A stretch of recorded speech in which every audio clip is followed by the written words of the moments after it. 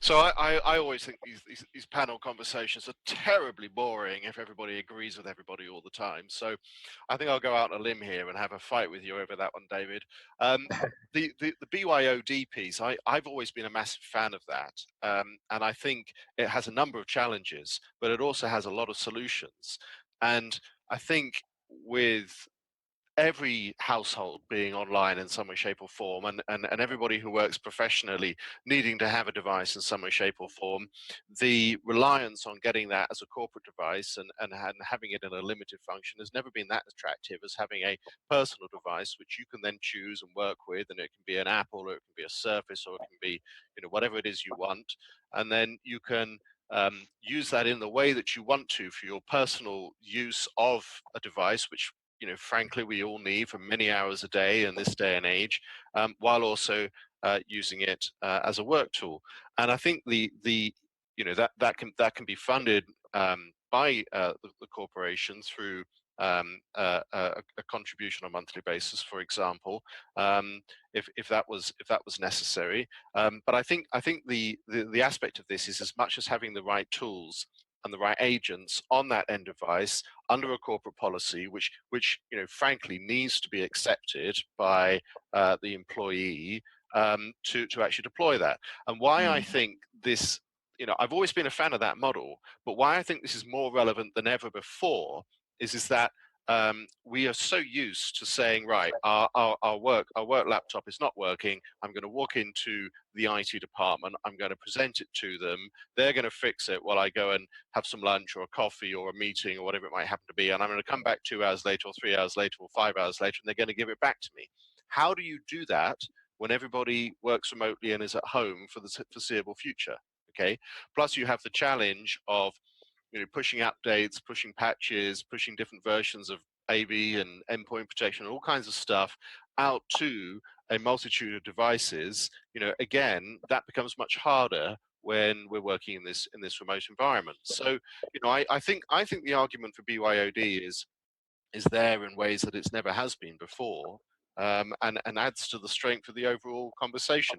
I would just say that the most important thing is getting that right level of endpoint protection, but also, you know, device management and data loss prevention and insider threat tooling onto that device that gives the corporation the levels of protection it needs. Yeah, and I think I guess my view on that would be, I think, you know, you've got to look at it in a sector approach as well, because I think if you look at the finance sector traditionally, you know, they are very used to having a device that's provided, you know, by the organisation. I think, you know, the other challenge I would have is, the reality is, how often do people working from home need to have a separate device to run? So, you know, in my example, I very, very rarely need a laptop for my personal requirements, because I've got an iPad, I've got my phone, which I do 99% of my stuff on. I think, you know, we've moved away from 10 years, 15 years ago, where, you know, you would have a laptop and you do pretty much everything on, because, you know, we didn't have the devices that we do. So I'm a little bit, you know, I think ultimately we have to protect. It almost feels to me like we're gonna add risk for the sake of giving someone some benefit that I don't know necessarily is necessarily still there, if that makes sense. Mm-hmm. In that, you know, they have to have a device that they can do everything on, because I don't think people work in that way anymore, would be my view. Again, I welcome Carl or Paul, your views on that as well, if I'm off the mark, but I just feel I think we're going to be, I think we're going to be going too far one way to try to satisfy something that not necessarily is there now. No, I mean, I agree with you around the use of smartphones and things for personal usage, and I completely agree and accept that argument. I think one of the aspects here is how you maintain that physical device when you can't literally walk into the IT. I mean, how often do people do that? So I think one thing I would say in terms of our organisation, and I guess the way that we're thinking about this is, you know, we're getting to the point now from a technology configuration perspective on the endpoint that, you know, we will be ultimately relatively agnostic to the devices that we choose within our organisation, i.e., which model manufacturer that we want to roll out, because we're getting to the point now where you effectively get a new device out of the box, you log in with your corporate credentials, and it loads all of the services and security elements onto that device to make it compliant. So I guess that point around, well, if the device breaks, what do we do? Well, we have ways in which to facilitate that relatively quickly to get that user back up and running.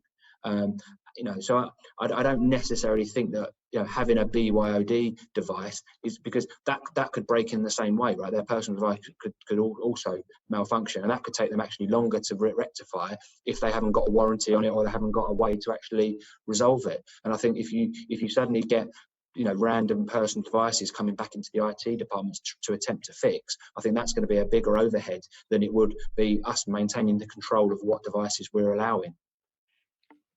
Yeah, and I think there's arguments that if it's a standard device, IT, you'll find it a lot easier to support than if you've got a problem with a sound on or speakers on a laptop and it's somebody's home Dell or somebody's home HP. It's going to be a lot harder for support to resolve that. That may be a simple driver update or something like that, but if you say, well, here's all your drivers, they're all located in one place, we all know where they are, it becomes a lot easier for support to deal with if it is a standard device. Yeah, so do I take it from that, Carl, that you're also a fan of having the device maintained by the corporation rather than the individual? I'm a fan of having standardised approach. Yes, I would like that. Now, I'm not saying that's what we do. I'm experienced that there's an awful lot of traffic that comes through from people, and even way before we were where we are now. But previously, somebody come along and they say, "Oh, look, my Mac's not working." And it's the IT department saying, "Well, it's not really my job to fix your personal device," but you do, as an IT department, get pulled into that because it's part of the service that people like to feel that they can ask you that question. And if you can help, that goes a long way with a relationship with end users. I agree that is a major challenge to the BYOD model, and I think in some smaller kind of newer organizations where they've taken that approach from the beginning, they've partly done it by requiring the individual to have a robust service and warranty around the device, so that it doesn't come back to the organization. It goes to Apple, or it goes to whomever to get that problem fixed. But that tends to be more of a hardware solution than an issue around applications or drivers or all the other complications. So I understand that that is a major challenge in the BYOD model. Yeah. And not only that, you get people that will go and buy these devices, bring it back to the IT department, and the IT will say, "Look, it's in warranty. You can send it back." Well, can't you do that for me? And you're almost creating, by doing that, you're almost creating a "I can't help you" scenario, really, when people should just be helping themselves. Yeah. But if you manage that, I'm a little bit of the mindset. If you're managing that warranty, give it here. Here's another device, and away you go. And to David's point, he's lucky to be in a situation where you can put this, and you can, like you say, use your corporate login, and potentially most of what you use is freely available. Obviously, we're not quite at that place, but we're not quite. We're quite away from there. But that's we're a 20-year-old company that's still using some of the same software that we were using 20 years ago. So. Well, I'm less of a fan of BYOD than I was 10 minutes ago, so we should probably move on. Healthy debate.